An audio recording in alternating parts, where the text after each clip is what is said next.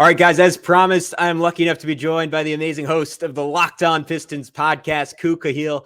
Ku, thank you so much for coming on. We don't get a lot of opportunity to talk. We probably should have done a 2-hour podcast on Alec Burks at some point last offseason because I love the guy, but unfortunately we didn't get to it. But I'm excited to get to talk to you because I think the Pistons are a really interesting team. I'm all in on Cade Cunningham this year. I guess let's just start here, right? After a 17-win season, Cade coming back, what was somewhat of a lost year a season ago. What constitutes a successful season for Detroit this time around? I think if you're just looking at a win-loss record, I think it had to be at least 30 wins. I think they're going to win around 32 games this upcoming season.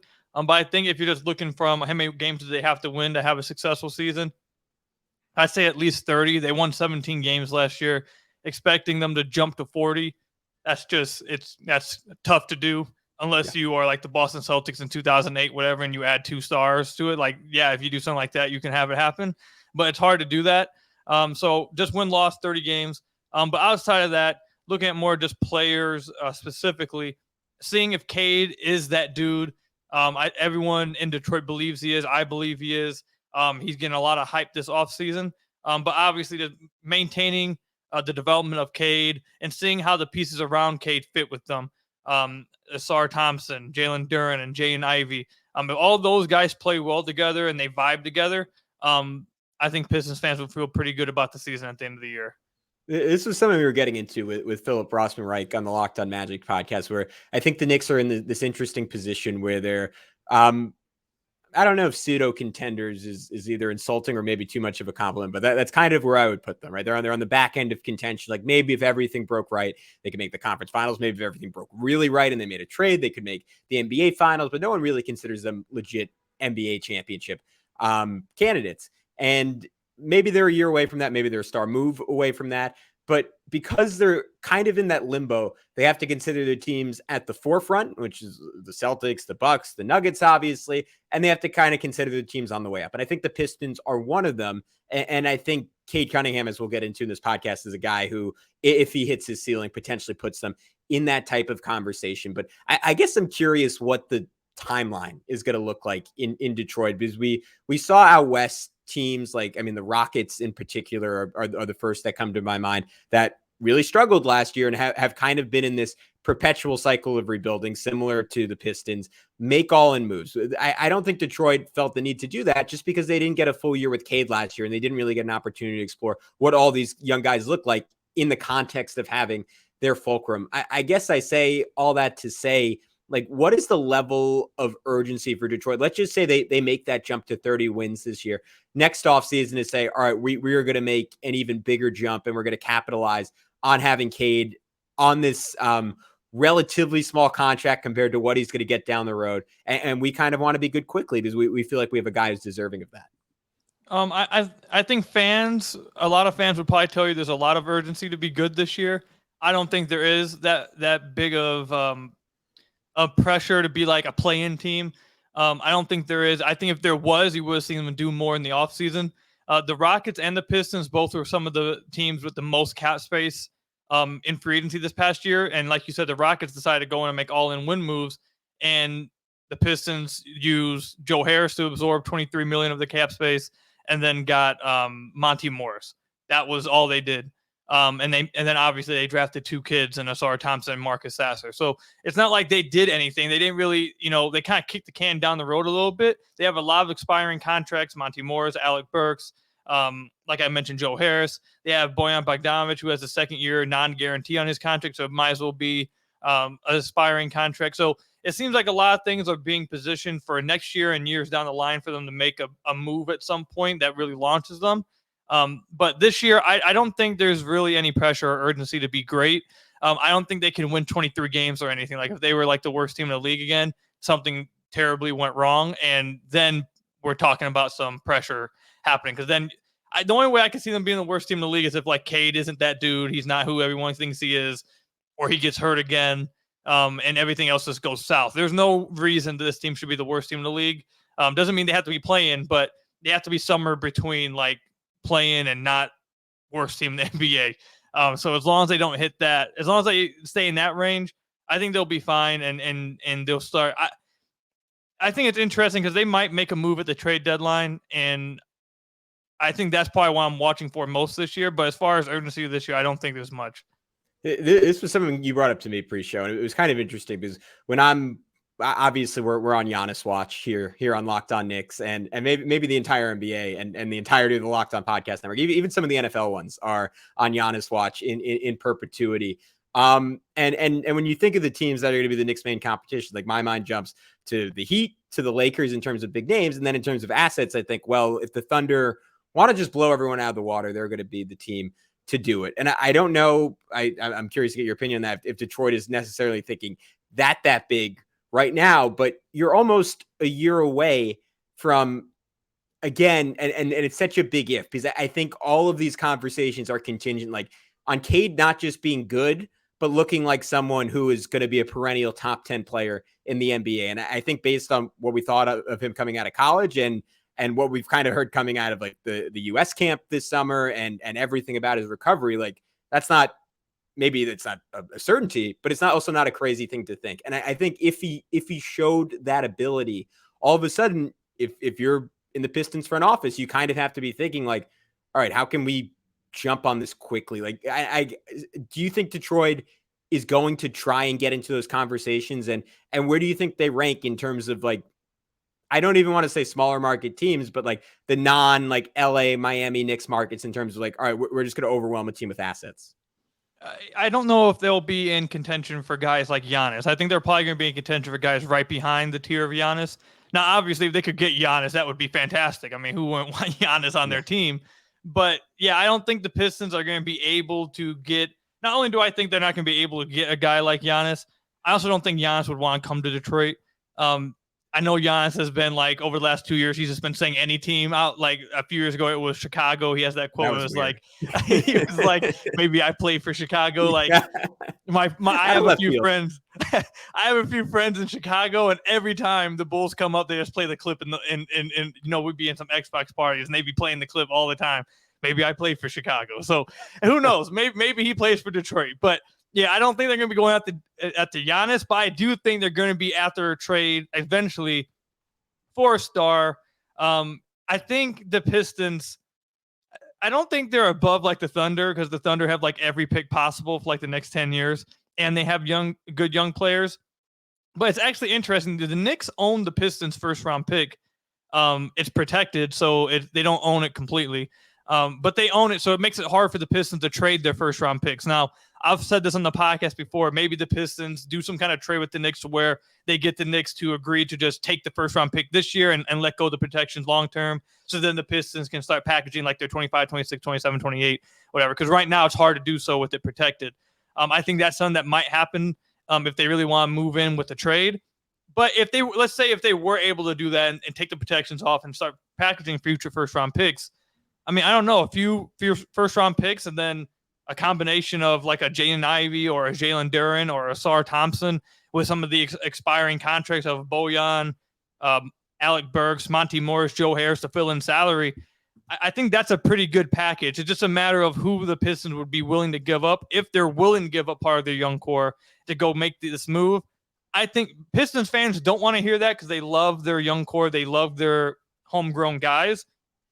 But rarely ever do you see teams hold on to every single first round pick. Usually you're trying to get this treasure chest of assets to maybe you keep 2 or 3 of them, but then you use some to package to get that next guy. I think that's what the Pistons are trying to size themselves up for. I don't know when it's going to happen. I don't think it's for Giannis. But if I had to take a guess, I'd say it's for a guy that's maybe slightly overpaid, or maybe someone who's properly paid but is dealing with injuries. So now their team wants to move off of them. There's a little bit of risk with it. So now a team like the Pistons can take a chance on them. Much like you saw them. I know Pistons fans may like hearing this, much like they did with Blake. Obviously things didn't go great with Blake, but the only reason why they were able to get Blake for what they did was because, hey, when he's healthy, he's a superstar, but there's an injury concern with him. So his value is going to be lower. If the value is at peak shape, I don't think the Pistons will be able to outbid people. They're going to have to take a chance on someone who is either overpaid. I know a few of my listeners have brought up Karl-Anthony Towns, or someone that maybe comes with some injury risk that lowers the value. But yeah, not Giannis. I think the Knicks are probably the prime destination for Giannis. All right, I want to get into Cade and why I think we're both on the same page. We think he could be a star as soon as this year. But before I do that, I want to tell everyone about our friends over at DoorDash. Love the convenience of getting what you want right to your door. With DoorDash grocery delivery, you can stock up for the week or order last-minute cravings conveniently. You've trusted DoorDash to deliver your restaurant favorites, and now you can get grocery delivery that actually delivers too. With thousands of grocery stores to choose from, you'll find the best in your neighborhood and boost your local economy. With each and every order, you'll get exactly what you ordered, or we'll make it right. So sit back and enjoy quality groceries just like you picked them yourself. Want even more value? You can save on all your grocery and restaurant favorites with a $0 delivery fee on all eligible orders with a Dash Pass membership. With easy substitutions right in the app and best-in-class customer service, DoorDash delivers groceries exactly how you want it. Get 50% off your first DoorDash order up to a $20 value when you use code LOCKEDONNBA checkout. Limited time offer, terms apply. That's 50% off up to $20. No min subtotal and zero delivery fees on your first order when you download the DoorDash app in the App Store and enter code LOCKEDONNBA. Don't forget, that's code LOCKEDONNBA for 50% off your first order with DoorDash. All right, Cade Cunningham. The hype has been out of this world. I think it's warranted. What constitutes a good season for him? I have a question real quick. I got to ask before I go into Cade. Yeah. Are you a football fan? I am a football fan. Are you a Jets or Giants fan? I'm a Giants fan. Okay, so you're not having to suffer through the whole Zach. No, my roommate who's downstairs right now is as we're doing. He was at the game today, so it's a tough one. I feel so bad for New York football fans. Hopefully the Giants can turn around, though. Hopefully Saquon can come back healthy and get some stuff going. Hopefully for my fantasy football team. Yeah, in the past, I would just be rooting for them to be terrible and try and get Caleb Williams, but I don't think they're going to be that bad. And I'm kind of a Daniel Jones believer, but yeah. It's not great right now, Koo. I appreciate you taking him. It was almost like when you have a commercial and they cut in with like, did you know thousands of animals are dying in this forest every day? It was like a really dark infomercial. Like, and you can save by donating. Donate to the Jets and Giants fans in your life. And but fortunately, that bad. Yeah, the Pistons. I mean, maybe honestly, it was a good analogy. Like the Pistons last year with Cade getting hurt, except the difference is, you have like a 22-year-old coming back instead of Aaron Rodgers. It's like, all right, maybe. All right. Enough of that. We need some optimism. Tell me why you guys are excited about Cade Cunningham. So obviously the hype around Cade, there was going to be hype in the Detroit fan base and the Detroit community, nonetheless, with him coming back, obviously. But the Team USA stuff obviously has raised the optimism, raised the hype. There's been a lot of Rico Hines footage of him going down and really just balling out. The fun thing about the Rico Hines footage, and it's just pickup footage, so you don't want to take much at all from it for real. But the fun thing about it is that last year the team was at Rico Hines and they were getting destroyed. Like every time they had the games played, the Pistons didn't win one game. I don't remember last year. Like they had to go out there and they were getting obliterated. In these Rico Hines footage, you're actually seeing them win some games. So it's like Cade looks really good in them, obviously, but they're actually winning some games. So it's like, oh, maybe they're like starting to get a little better. But again, it's pickup footage, not much to take from it for real. But I feel like that is like really helping with the hype around Cade. I've said this a lot on the podcast recently that I don't know if you feel this way as well, but like every first round pick, I can remember. I've been an NBA. I've loved basketball my whole life, but I guess I'd say an NBA fan when I can really understand everything that was going on. Probably like I was 12 when I really like understood like everything. Every first round pick I've seen has gotten coverage throughout the year, whether it's good or bad. Like they get talked about if they're doing great. If they're doing terrible, they get talked about. Like Anthony Bennett, he sucked, but he got talked about a ton. So every first round pick I've witnessed, or first overall pick I've witnessed, gets talked about, except Cade. Like Cade didn't get talked about, I feel like, at all. Like not nationally, not on ESPN. He didn't get any national. I think the Pistons had one national game. It was against Jalen Green his rookie year. Like they didn't get no coverage, no ESPN, no SportsCenter, no Fox Sports. Like he was like the most quiet first round pick. I don't know if that has to do with his personality. He's not really a loud guy. He's a very humble and leader type of guy, I guess. But it was weird. And then this offseason feels like the first time it actually has felt like, yeah, the Pistons have a first overall pick on their team. Like it's the first time it actually has felt that way.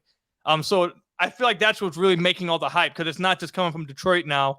It's coming from across the league. Everyone's talking about how great he was at Team USA. Steve Kerr was talking about how great he was at Team USA. The Athletic was writing multiple articles about how great he looked. There was the report that they offered him an invite to be on the actual team. He's the one that said no. Yeah. So all of that's contributing to the hype. I think he's going to have a fantastic season. But that's what's contributing to the hype, I think. And I think a successful season for him for real is just be an all-star level player. Doesn't mean he's going to make the all-star team. I think the team has to help him out in that department. Like whenever voting ends in January or whatever, like the team can't be trash. If they're trash, he's not going to get no votes. But if they're like decent, I think he could be an all-star. But even if he isn't technically an all-star, if he has an all-star type of season where he's like, yeah, that dude's him, his team just sucks, then I think that's a good year for him. I think, and I'm admittedly biased, and this is the second straight podcast I'm talking about this as an Oklahoma fan. I think some of it was him going to Oklahoma State and them being ineligible for the tournament, and he didn't get that Zion bump of being at Duke in every single game, like the game on national television, and then Detroit was obviously not great his first year, injured second year, but I think people forget in high school, like the hype that Cooper Flagg is getting at Montverde now, that RJ Barrett got coming out of Montverde, that Ben Simmons got, like he was right in line with all those guys, if not ahead of some of those guys. Like I remember years before he was out of high school, you were hearing his name and he kind of checked every box along the way. And for whatever reason, it just never clicked. But I'll give up the point because I keep saying different versions of it, but I don't know why, because I haven't seen that much of him in the NBA, but I just find it weird, like coming out of the first year with Scotty Barnes, and now I think deservingly it's Franz Wagner, but and at points during last year was Evan Mobley. Like you keep hearing all these guys like who people would take out of that draft. I think I would still take Cade, like out of everyone in a redraft, and maybe that's not completely evidence-based given what they've all respectively done in the NBA, but personally, like I just have a gut feeling that the guy is a basketball genius. And I'm not saying he's going to be as good as this guy, but like in a Luka Doncic mold in terms of his ability to dictate action, hit very difficult threes that are fairly unblockable because of his height, and just spray the ball all over the floor as a big playmaker. Like I'm super duper excited about him. Another guy I was really excited about a year ago was Jaden Ivey. There were all these rumors. I'm sure you remember, Koo, that the Knicks were going to find a way to make a trade with the Pistons. We're going to send Emmanuel quickly, move up, get that pick. And we were all in on that at the time. Like the idea of adding just like this pure jolt of electricity. From afar, maybe a little bit of a disappointing year with the caveat that there was an insane amount put on his shoulders in a very tough environment after Cade got hurt. How are you feeling about him heading into his second year? I feel good about Jaden Ivey. The fan base absolutely loves him. He's probably like the fan base's favorite player. There's a large chunk of my listeners probably listening right now. I've had comment on the YouTube section and tweet at me saying that they think Jaden Ivey is better than Cade. Now, I think that's lunacy. I think that's absolutely crazy, but he's loved in the fan base. Like you were right. He had a lot thrown on his shoulders throughout the year. At the beginning of the year, he kind of played off of Killian Hayes for like the stretch from November, December, and January. Then somewhere at the end of January, they ended up making him the full-time point guard and just ran the offense through him. He was making or orchestrating all the actions. So you got to see him really like develop throughout the year. That's what makes me feel good about Jaden Ivey, is that he didn't have the most efficient year, which I don't really care about efficiency that much when it comes to rookies. I think it's hard to be efficient as a rookie. I think if you're just looking at efficiency, it's tough. But he was a really good catch and shoot 3-point shooter. I mention this all the time on per synergy, I should say. He was in the 88th percentile on open catch and shoot threes. So he was a really good open catch and shoot 3-point shooter. And then throughout the year, you saw him at the beginning of the year. I thought he was really bad when it came to decision making with the ball in his hands, especially when he got in between the rim and the 3-point line. Really bad decision maker in that area. Even on his pull-up jumpers, it looked like he was like parallel with the ground because he was all over the place. Like he had no comfortability in that range. He wasn't compact. He wasn't under control. Like it was really bad at the beginning of the year. And then towards the end of the year, as the year went on, he got better and better at that. He was making really good passes out of it. He was making really good reads out of it. The pull-up midi was a lot more under control. He was making it at a higher clip. So there was multiple areas that you saw Jaden Ivey develop from November to March. And that's why I feel good about him. I think he had a fine rookie season. I don't know if he had like a fantastic one, but I thought he had a fine one. I feel really good about him. The only area that I'm really low on, I'm really concerned about, is his defense. He was putrid defensively last season. And talking to people who watched him in college, he was putrid in college on defense too. And it's not like he's some tall guy or anything. I know he's talked a lot about being a better defender this offseason. The Pistons have kind of, there's been a lot of pieces written about how he's going to be hopefully better on defense. I'll believe it when I see it. Usually I can't name some guys that were really bad defensively in college, really bad as a rookie, and all of a sudden became good defenders. Like, I can't think of that. So we'll see if it happens. That's the area I'm most concerned about with him. But as far as him just developing as an offensive player, yeah, I feel pretty good about him being a 3-level scorer. Another guy who was a little better on defense as a rookie, Jalen Duren. And I want your read on this, because the James Wiseman thing kind of mystified me. Not that Detroit traded for him, because for a team in their position, that's just a good bet on talent. But that they started, if I'm remembering correctly, and tell me if I'm off on this, like that they started playing him over Duren. Because, man, I thought Duren was a revelation, and I was frankly kind of astounded at, like, I think he was like either the youngest or second youngest player in the NBA last year, like how advanced he was, like how skilled he was compared to what we saw from him at Memphis. And man, like, if again, like when I look forward, I'm like, all right, if the Knicks are, let's just say they do get Giannis and they're peaking 3-4 years down the line, who are the teams that are going to be a challenge? Like, Duren almost single-handedly changed my opinion on the Pistons from Cade's going to be good, but they don't have a lot else, to like, that could be a great duo. Like, how high are you on him, and how do you think that sorts out this year between all the bigs that they have? I think Jalen Duren's going to be the second best player on the Pistons. I'm higher on him than I am on Jaden Ivey, and it's not because I'm low on Jaden Ivey. I think everything you said about Duren is spot on. He's fantastic. I think he has a chance to be like a perennial all-star once he gets to his prime. The kid's only 19 years old. So he's probably like 4 or 5 years away from his prime for real. So he has a long ways to go.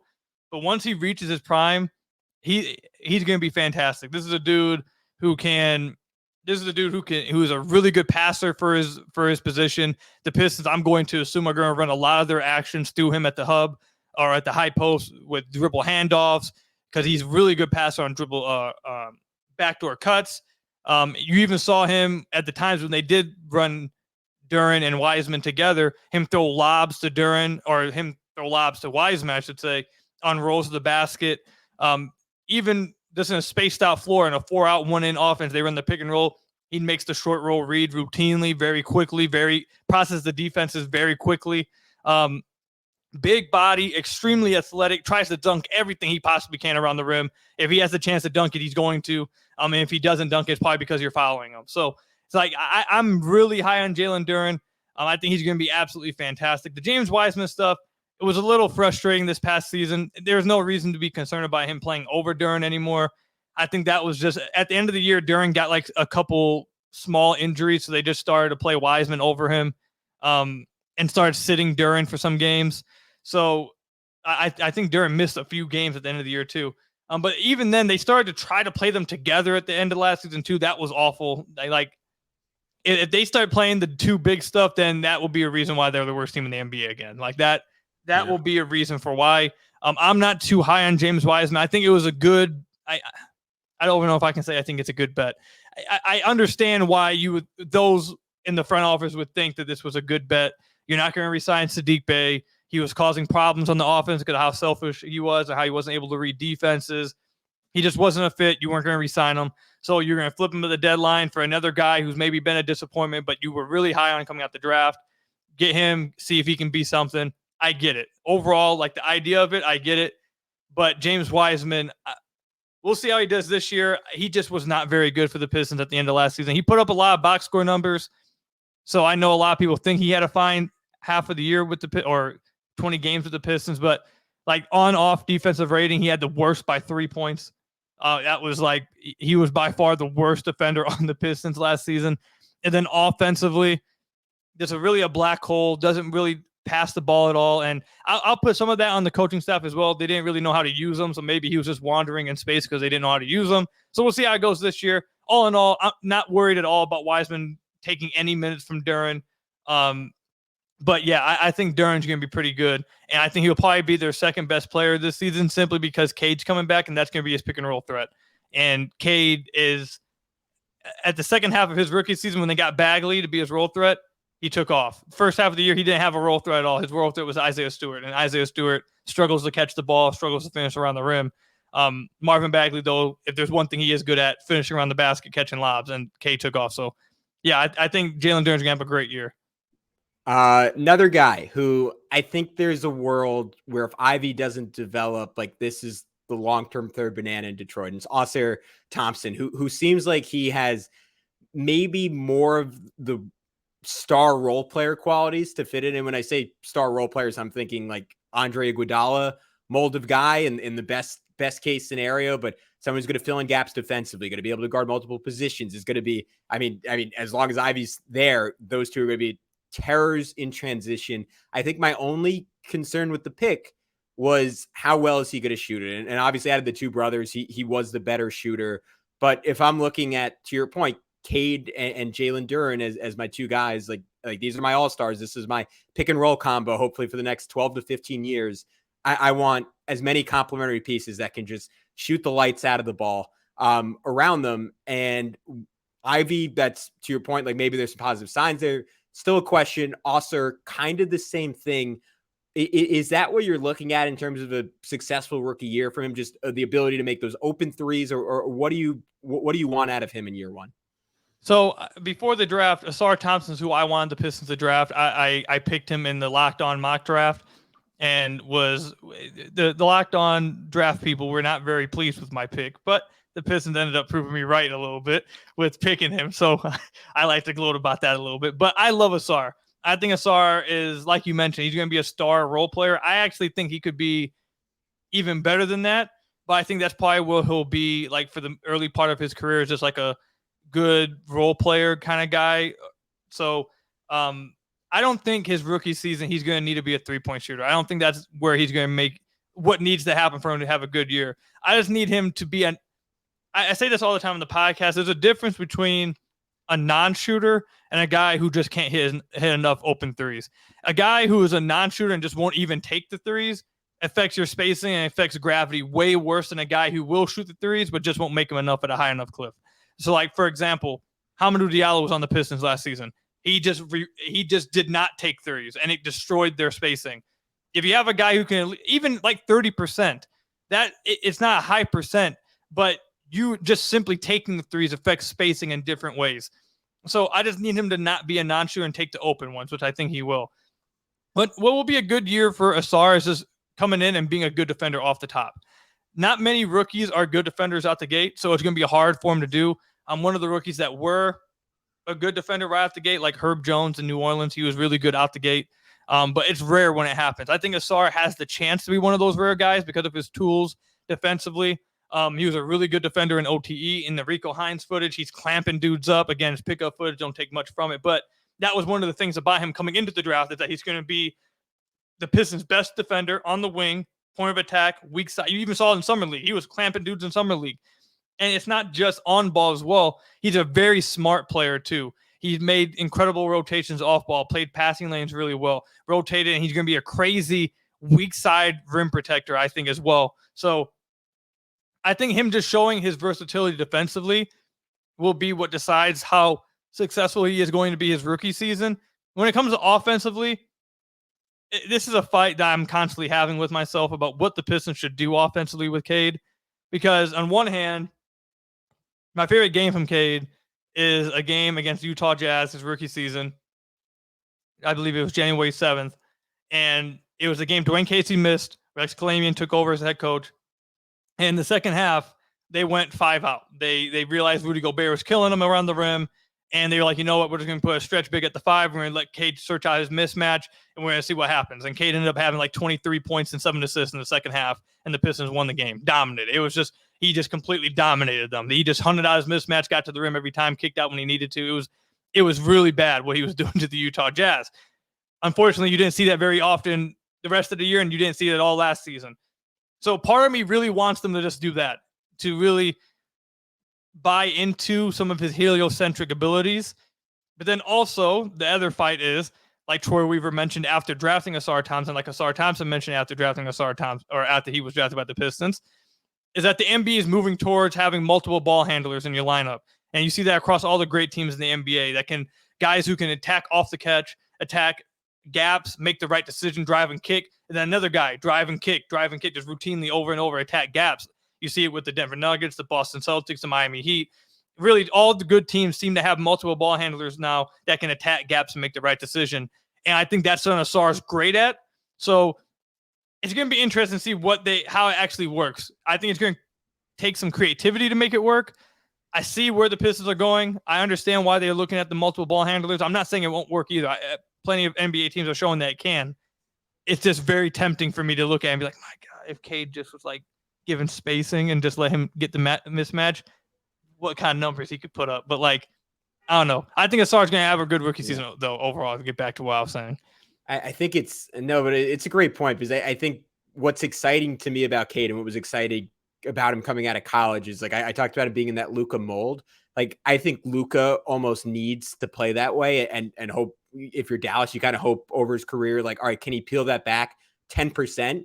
I think Cade, maybe you have to push him to be more aggressive and more heliocentric to your Precisely. point. But I think I would rather have to push someone that direction than say, like, I think it's harder to get someone to be 10% less selfish than it is to get them to be 10% more selfish. So I completely agree. Fan, I'd be enthused about that. All right, let's finish on this. Bojan Bogdanovic, is he going to get traded this year? And I'm sure you've probably done 5 podcasts doing like every single mock trade possible.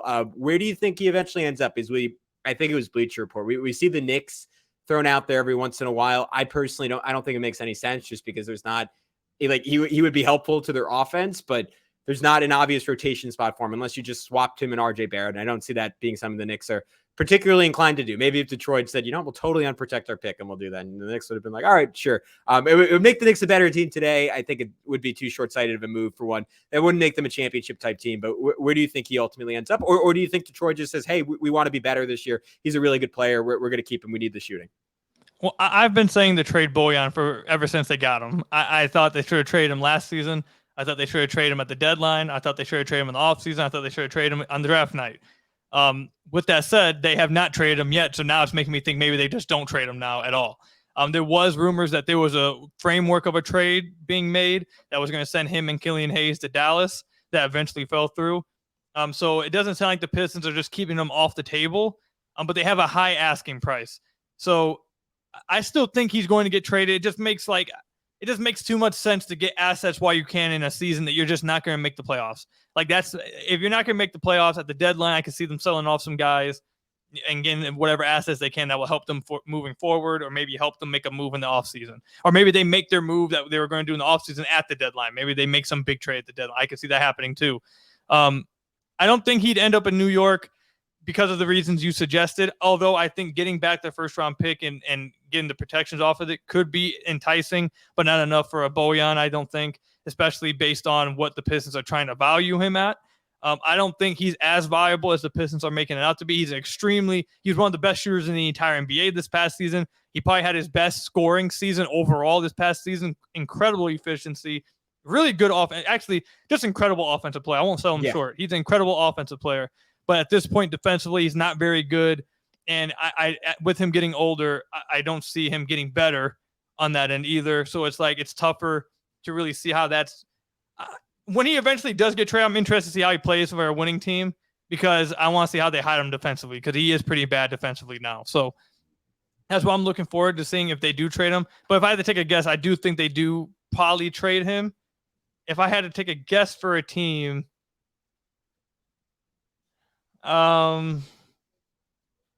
possibly Milwaukee, if they're like trying to go all in and like help Giannis win again this year. Yeah, I think Milwaukee maybe could be one. Yeah, Dallas I think compared to even getting the Pistons' own pick back, that Bucks 2029 pick unprotected, if you think Giannis is leaving, like, it's kind of an ideal deal, because on paper that's like an immediate massive upgrade for Milwaukee. Really helps their chance of keeping Giannis winning a championship. If Giannis was gone for some reason, then the Pistons would really be in business and would have, like, in Cade's prime, like this golden asset to move for someone else. Right. And then another one, still Dallas, because Dallas has been rumored to be interested in him since they acquired him. So yeah. I guess I'll throw Dallas out there, even though it doesn't seem like they're willing to match what the Pistons want. Him, Luka, and Kyrie, that would be 140 points per 100 possessions, 150 given up. All right, real quick, because we're asking everyone. What do you think the Knicks Pistons season series is at? I believe 2 of those games are at MSG. One of them is in Detroit. 0-3. All right. We'll take it. We've had a lot of homers, so I appreciate the Knicks. I appreciate the realism. I don't know. Do you remember playing the Pistons? Is that something that's in your mind that you can remember? All I remember is I think one game Julius Randle had about 60 points in the first quarter. That was every time the Pistons play the Knicks, Julius Randle destroys them. Like he gets a glint in his eye. Yeah. Last 3 years, he just shows up and obliterates the. I don't know if the Pistons have been in the Knicks. He's like F beef stew, man. Yes, he hates beef stew, dude. He goes right at beef stew every time. I'm the real New Yorker here. I don't care if you're from Rochester. Right. Yeah. It's crazy. So, on a real note, if the Pistons are able to steal one, that would be good. But being completely honest, the Knicks have just had, and that's not even saying I think the Pistons are going to be terrible. It's just that the Knicks literally have had their number for years. They don't even beat close games. So it's until they actually beat the Knicks, I'm not going to believe that they're going to beat the Knicks. And Julius Randle, whenever the Pistons play him, take the over on his 3-pointers made. He turns into Steph Curry every time that he plays them. It was always the first quarter last year. We would always score 20 in the first quarter, and he's like, "All right, I did it. That's my night." But cool. Thank you so much, man. For everyone on the Locked On Knicks side, can you tell everyone where they can find all your work? Yeah, you can find me obviously at Locked On Pistons on whatever podcast platform you're listening to this on, or YouTube obviously at Locked On Pistons, or you can follow me on Twitter at Kukahill. I appreciate you having me on the podcast, doing this crossover. It was a lot of fun, man. Yeah, this is the happiest I ended one. They're a real Knicks compliment. We get slander from John Corrales in his no, he said nice things about the Knicks. I'm just kidding. All right, anyways, that's it for this edition of the Locked On Knicks podcast and Locked On Pistons podcast. Check us each out on our respective feeds, and we'll talk to you soon. Training camp coming up, plenty of stuff to come. Until then, for Koo, I'm Gavin. We'll talk to you soon. Peace out.